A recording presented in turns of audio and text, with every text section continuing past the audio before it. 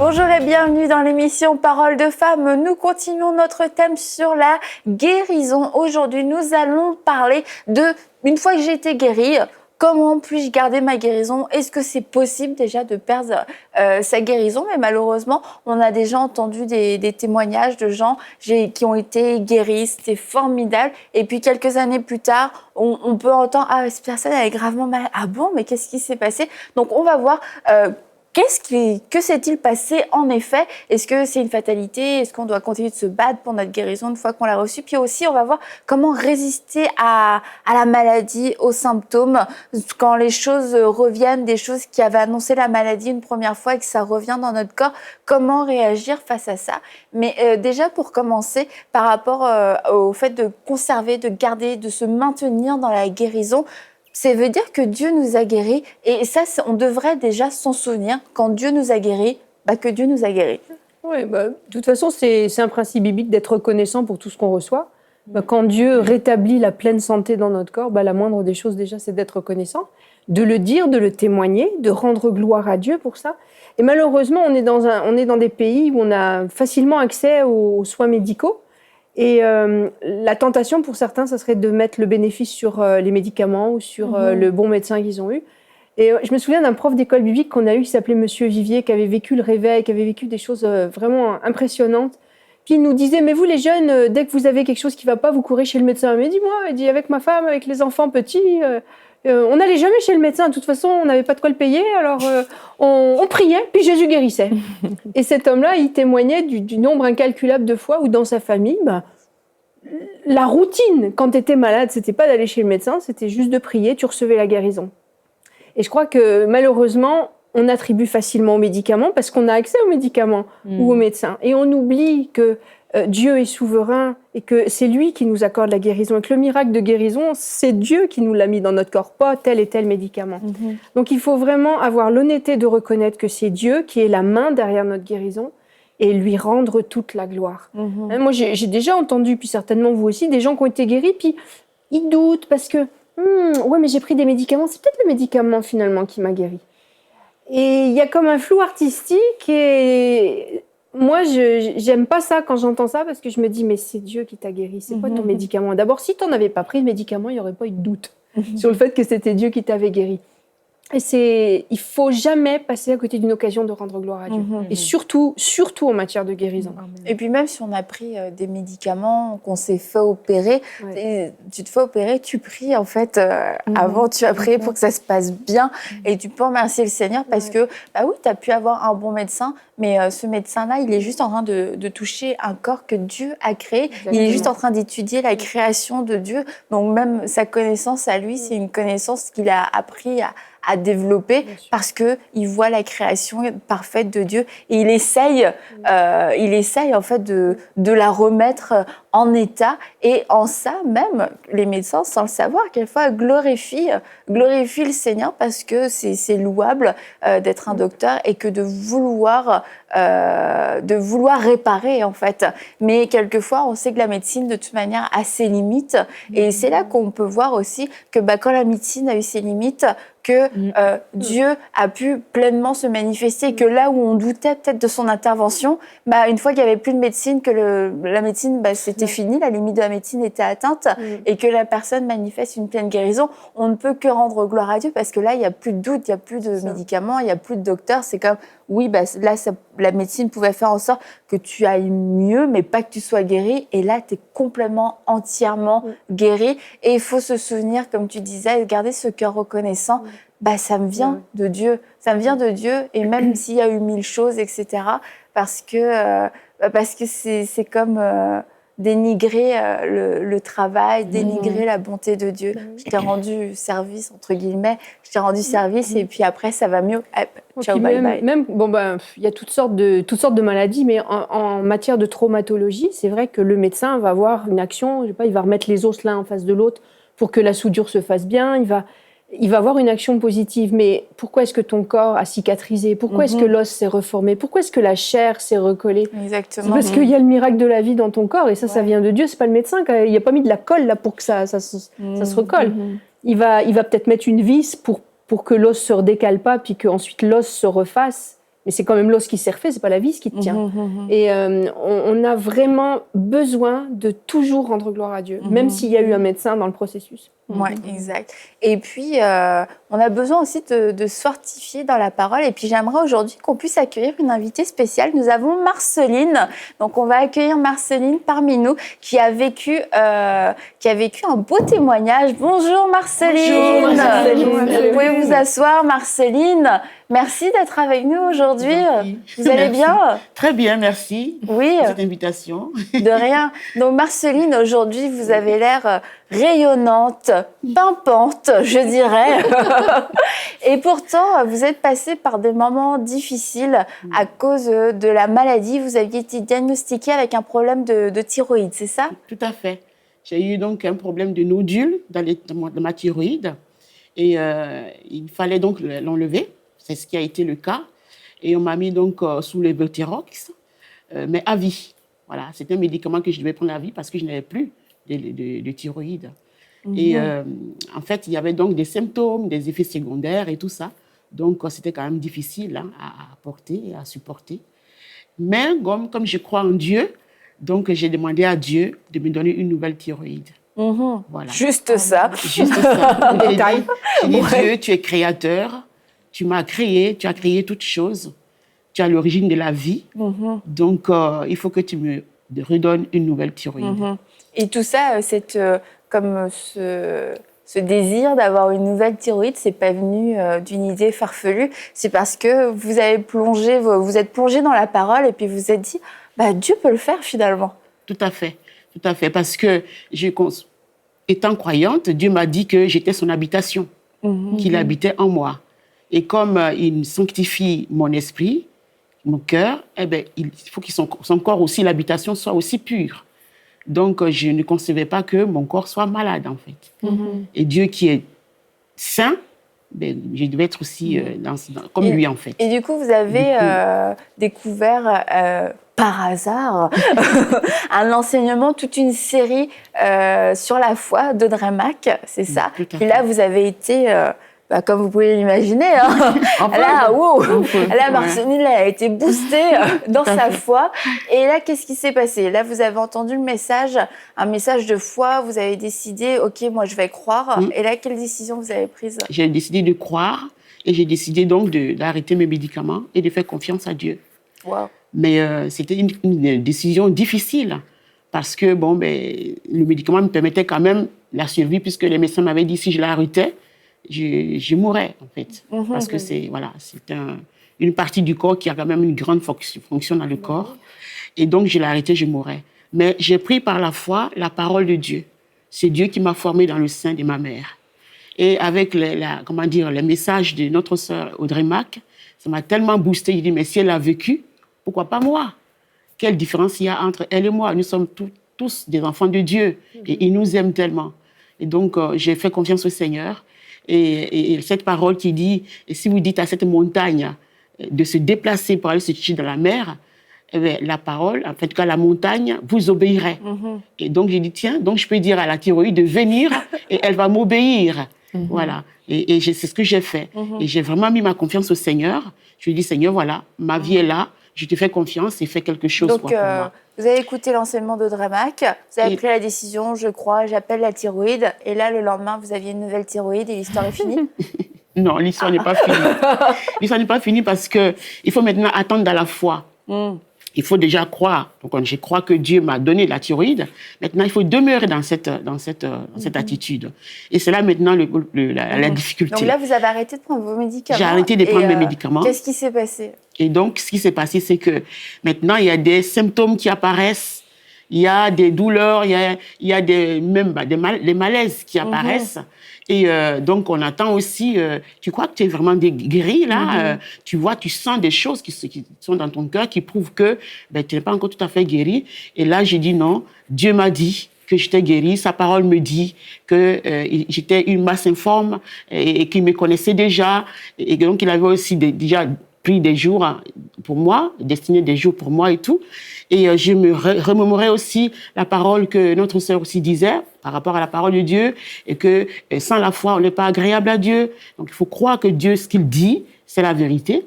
Et puis aussi que la maladie, c'est le mal qui dit. Et il faut qu'on écoute plutôt le bien qui dit, parce que le mal, c'est le malin. Donc, il y a toutes ces paroles-là qui m'ont encouragée pour demeurer dans la foi. Des fois, j'entendais, mais tu vas mourir bientôt.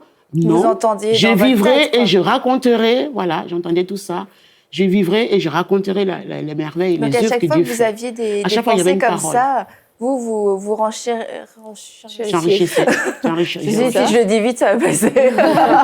Donc, comme Jésus a dit, disait dans le désert pour répondre au diable, il est écrit, vous aussi, vous êtes saisis vraiment de la parole comme une arme, comme une épée. Il y avait un mensonge qui arrivait, il y avait toutes ces attaques. Ah, tu vas mourir, peut-être que tu n'es pas guéri, est-ce que tu es en train de faire la bonne chose? J'imagine que ça devait quand même tourner beaucoup. quelquefois, surtout quand vous aviez mal, parce que vous aviez mal dans votre corps. J'étais mal.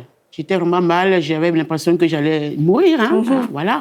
Donc, il fallait qu'à chaque fois, je dise la parole et que je dise aussi au Seigneur, aide-moi pour demeurer dans cette foi, parce que je crois que tu es le Dieu qui est tout-puissant.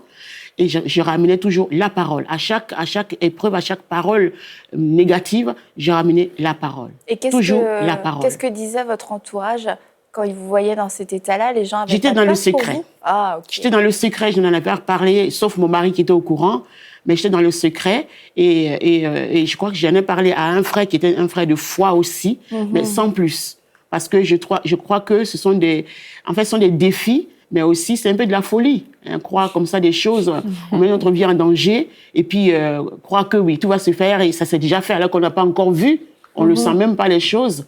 Et donc, je n'ai pas parlé de cela à tout le monde en fait. Mon mari, à certaines personnes. Ok, les frères restants. Voilà. Ok. Et donc, qu'est-ce que je voulais dire? Oui, par rapport aux douleurs dans votre corps, comment est-ce que comment vous le viviez? Parce que là, on se dit, ok, j'ai été guérie, j'arrête mes médicaments, je crois que tout va aller bien, et là, ça fait mal. Comment est-ce que vous avez combattu ces douleurs-là? En fait, quand je déclarais une parole, la parole de Dieu, ça partait. À chaque fois que je disais la parole de Dieu, ça partait. Un exemple, j'ai eu un décès, donc au mois de décembre, donc ça s'est passé, on est au mois d'octobre, tout ça. Et au mois de décembre, 23 décembre, j'ai perdu un frère. Et la pensée me disait, tu vas mourir. Le 23 décembre, tu vas mourir comme ton frère. Et je disais, je ne mourrai pas, je vivrai et je raconterai les œuvres de mon Dieu. Comme vous le faites aujourd'hui. Et ça partait. Voilà. Et ça partait.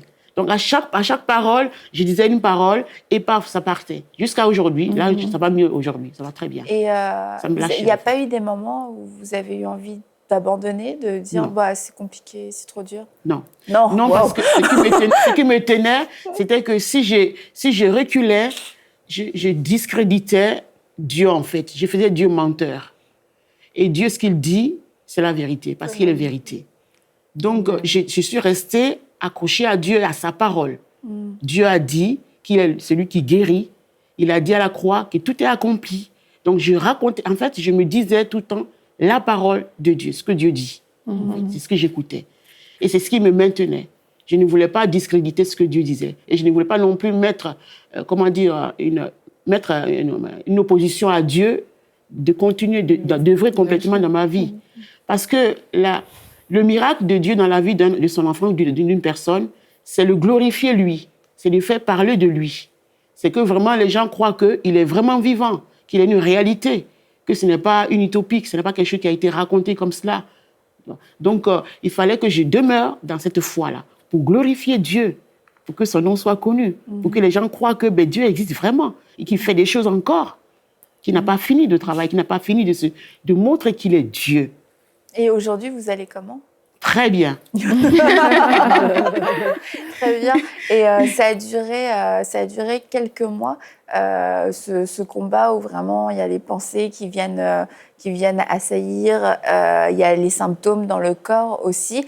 Et puis, est-ce qu'à un moment donné, vous avez senti, hop, ça a basculé ou ça a été progressif pour que vous vous sentiez mieux dans votre corps? Non, ça a été progressif. Ça a été progressif. Parce que je peux dire que c'est vraiment la parole qui m'a tenue. Et Dieu aussi était là. certainement. Parce que, et puis, je ne me permettais pas de revenir, de basculer, en fait. Je pense que le doute, les craintes, toutes ces choses-là font que, on revient un peu en arrière. On revient à chaque fois, on revient. Mais je ne voulais pas revenir. Parce que ça faisait trop longtemps que je voyais vraiment la souffrance, les difficultés de ce manque. Moi, je me considérais comme une paralysée. Et ça me dérangeait. Je ne voulais pas être une paralysée parce que mon Dieu n'est pas paralysé. Il n'est pas limité. Et donc, c'est ce qui faisait que je disais toujours à chaque fois, il y a certainement une étape, étape par étape. La guérison, c'est étape par étape. Aller toujours plus vers la guérison totale. Voilà. Et vous avez senti Dieu vous soutenir, vous porter pendant toute cette période? Tout à fait. Ça vous a rapproché de Dieu? Ça m'a rapproché de Dieu, ça m'a fait connaître l'autre facette de Dieu qui est que j'avais foi en Dieu. Maintenant, je connais la foi de Dieu. Voilà. Donc, je peux dire que c'est une épreuve qui m'a permis de connaître la foi de Dieu. Dieu est le Dieu des miracles. Dieu est le Dieu de la vie. Et donc, on croit en lui pour avoir le salut. On croit en lui parce que, il fait des choses. Mais de dire que Dieu est Dieu et qu'il est le Dieu qui fait des miracles et que ce que je vis, c'est fini. Voilà, ça n'existe plus. Ça, c'est la foi de Dieu. Ce n'est pas quelque chose qui est fabriqué, ce n'est pas quelque chose qui est inventé, en fait. Voilà. Donc finalement, vous, le combat de la foi que vous avez mené, c'était vraiment le combat pour résister parce que tout venait vous dire que vous étiez malade, que vous n'alliez pas guérir et vous avez résisté. Et c'est ça, la foi, c'est la foi qui triomphe du monde, qui vous a guéri. Mais franchement, Marceline, c'est un super beau témoignage. Et comme on disait, quand vous êtes arrivée, vous êtes toute rayonnante et pimpante aujourd'hui. C'est quasiment difficile à croire que vous avez pu passer par là il n'y a pas si longtemps que ça en plus.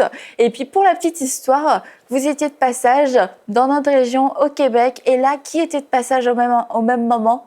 Audrey Mac. Oh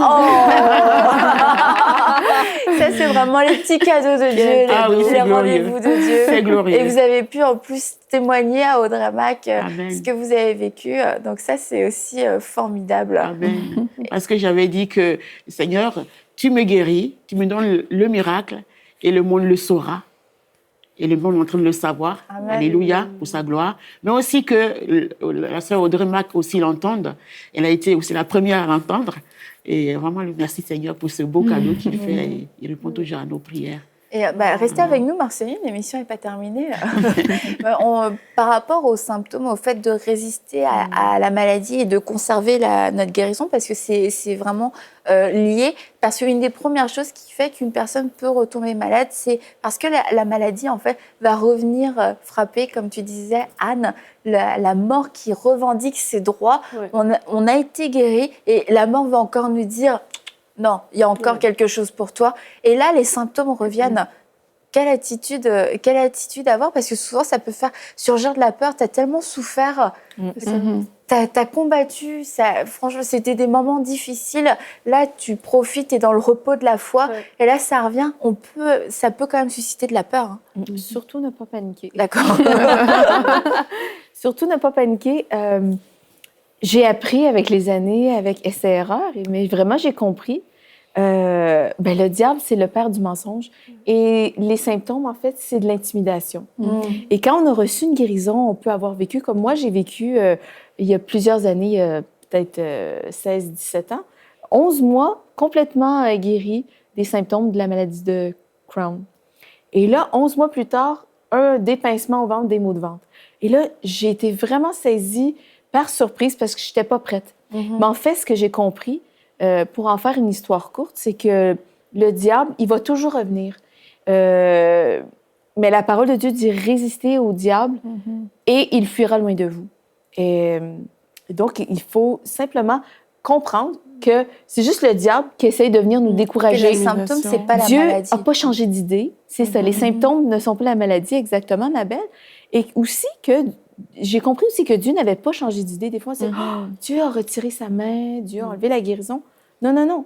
Le diable cherche une proie à dévorer et il va voir, il va s'essayer. Si on ne connaît pas, dans le fond, c'est juste si on ne sait pas, il va essayer de remettre des symptômes. Et souvent, on va être agrippé par la peur. Et la peur, c'est juste complètement le contraire de la foi. Donc, il faut rester dans le calme et le repos, sachant que Jésus a tout accompli à la croix. Et juste dire, non, je suis le guéri de l'Éternel.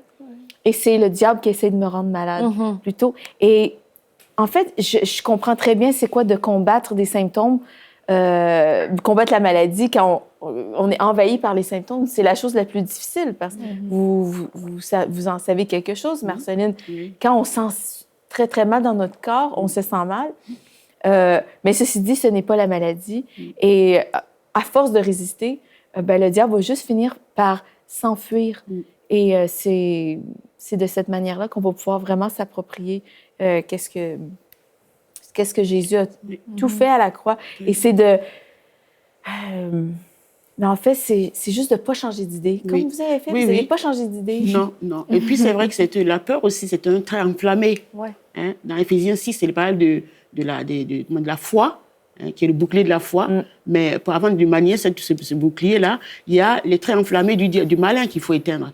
Et la peur fait partie de ce trait enflammé. Hein, c'est comme une flèche qu'il envoie et pour justement nous déstabiliser et tout. Donc, le Seigneur dit, ne crains pas, je suis avec toi.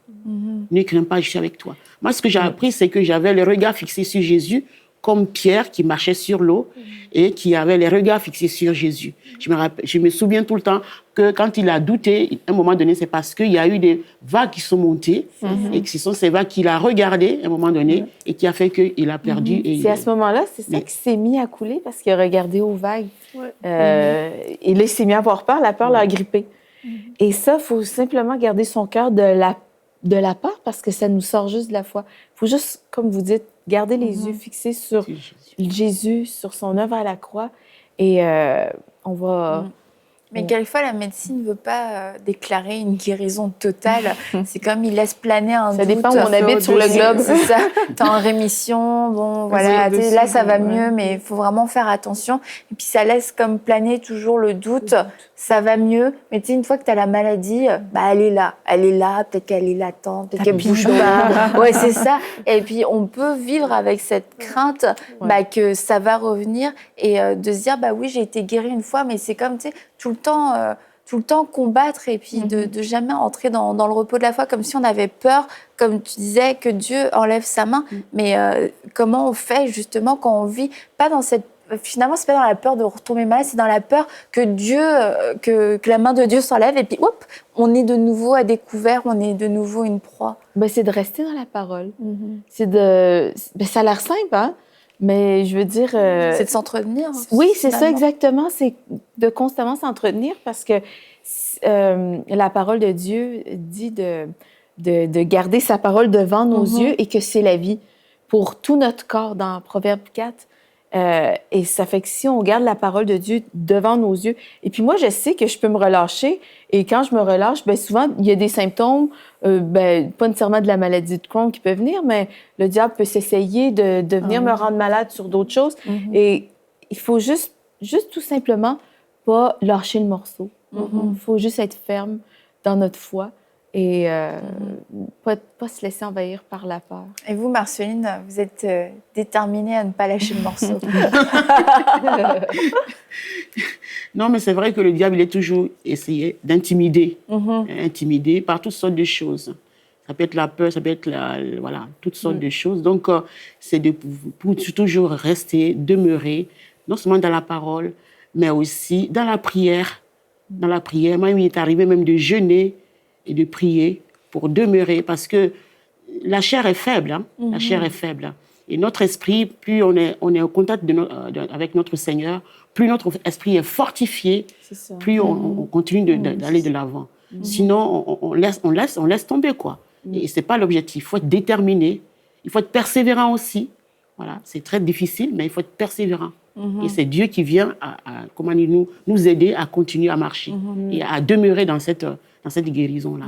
Et c'est de voir comme quelquefois une deuxième attaque pour la même maladie, les mêmes symptômes, de réaliser que c'est pareil que la première fois, c'est toujours le diable. C'est pas Dieu qui a fait quelque chose en plus, qui a fait quelque chose en moins. C'est le diable qui est méchant. Tu as été guéri une fois, ça m'embête que tu aies été guérie, j'ai envie que tu retombes dans la maladie, et puis tu sais ce que ça fait, je vais te faire peur avec des symptômes.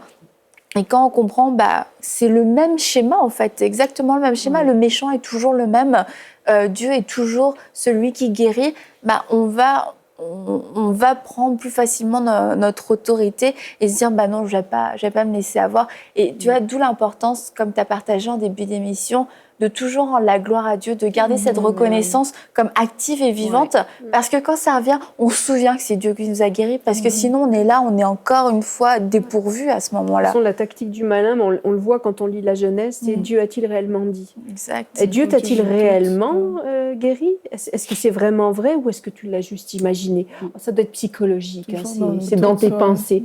Et il y a tout ça qui vient quand il s'agit d'un retour de maladie. Il y a de la déception aussi, parce qu'on parlait de la peur. Vous disiez que la peur, et c'est vrai que c'est le sentiment qui vient en premier quand on a une rechute de la maladie, mais il y a aussi la déception et il y a le doute. Et la déception, c'est aussi toxique parce que ça nous prive de rendre la gloire à Dieu. Parce qu'on est déçu de qui? On est déçu de Dieu. On a comment ça, Seigneur, tu m'as guéri, puis là, je retombe dedans. Donc, il faut absolument pas mettre ne serait-ce qu'un orteil sur ce terrain-là. Parce que cette déception-là va nous entraîner dans du doute et dans de la révolte contre Dieu. Et il faut même pas y mettre un orteil, il faut même pas essayer d'y rentrer. Dès que ça commence à venir, ce sentiment-là, il faut refuser. Dieu m'a guéri, Dieu est la vie, il est la vie. Et cette vie-là, elle est pour moi. Et pour en revenir à Éphésiens, avec notre bouclier de la foi, c'est qu'il commence en disant, après avoir tout surmonté, tenez ferme, encore. C'est que après avoir été guéri, tiens encore ferme, parce qu'il peut y avoir d'autres attaques. Et voilà l'armure. Prends ton bouclier, parce qu'il y a d'autres traits qui vont venir. Et c'est pas parce que tu as été guéri une fois qu'on est guéri pour la vie, dans le sens où, moi je l'ai mené, le combat de la foi pour la guérison. La maladie n'essaiera plus jamais de m'atteindre. Que la maladie ne trouve jamais une place agréable dans ton corps, mais il se peut que le diable continue d'envoyer ses traits enflammés parce qu'il est méchant, parce qu'il vous déteste, parce qu'il veut détruire. Mais nous avons notre bouclier de la foi, et la fidélité est comme un bouclier. Et le fait de se nourrir de la parole de Dieu, de se nourrir de l'amour de Dieu, de se nourrir de la bonté de Dieu, comme notre sœur Marceline l'a fait, ça fait qu'on devient des conquérantes, on devient des guerrières. On n'a pas peur, on se lève, on revendique les droits de la vie, les droits de notre salut, parce que lorsque nous avons été sauvés, nous avons été rachetés de la pauvreté, de la malédiction et de la maladie. Et oui, comme Mathilde l'a dit, nous sommes les guéris de l'Éternel, et ne nous laissons pas voler cette identité, ne nous laissons plus voler notre héritage, car c'est la foi qui triomphe du monde, et votre foi est puissante, votre foi qui vient de Dieu triomphe du monde et triomphe de la maladie. Alors soyez encouragés, et on se retrouve demain